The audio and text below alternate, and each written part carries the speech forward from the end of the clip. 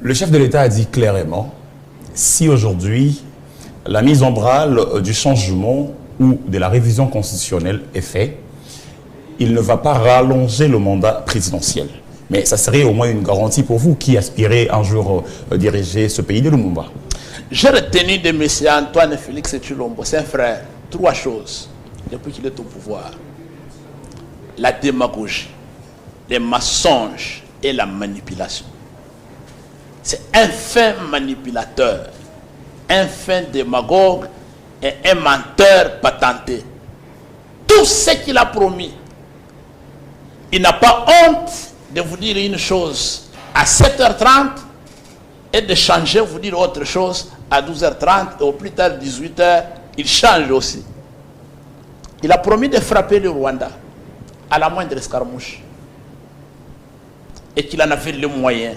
Il a rassuré que ce n'était plus important d'expédier les troupes au sol. À partir de Kinshasa, il peut frapper. Et il va réunir le Parlement, déclarer la guerre. Où sommes-nous? Je vous parle au mot, il avait promis la gratuité de l'enseignement. Incapable de fermer les frontières entre le Rwanda et la RDC. Jusqu'au moment où je vous parle, les chargés d'affaires congolais, les diplomates congolais et au Rwanda et les diplomates rwandais et à Kinshasa. Nous sommes en guerre. Est-ce que vous trouvez ça sérieux? Est-ce que vous trouvez ça sérieux?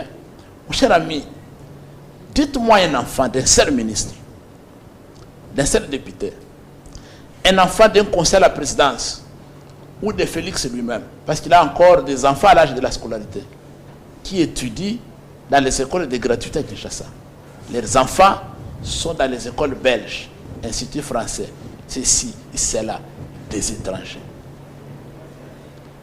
Mais vous trouvez les enfants des pauvres citoyens congolais sont entassés comme des sardines dans des classes de 200, 150, 300 élèves, certains même le sol, les autres sur les briques.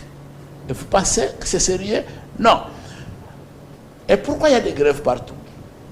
À l'enseignement,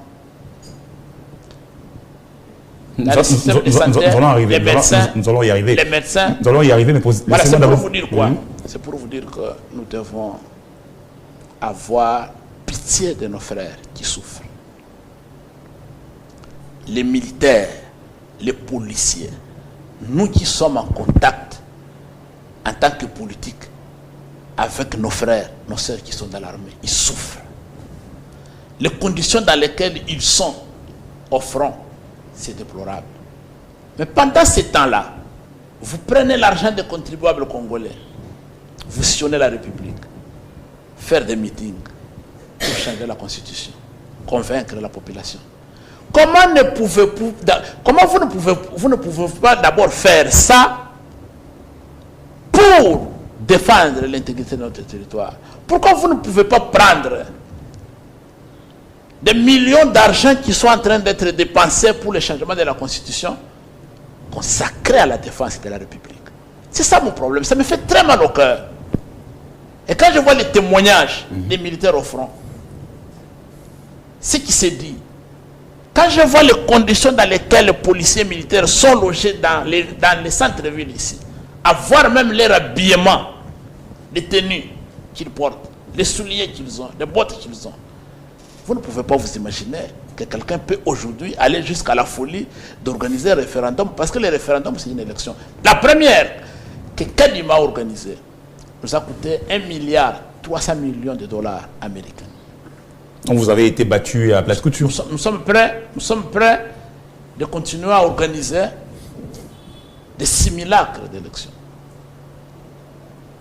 Tout simplement parce que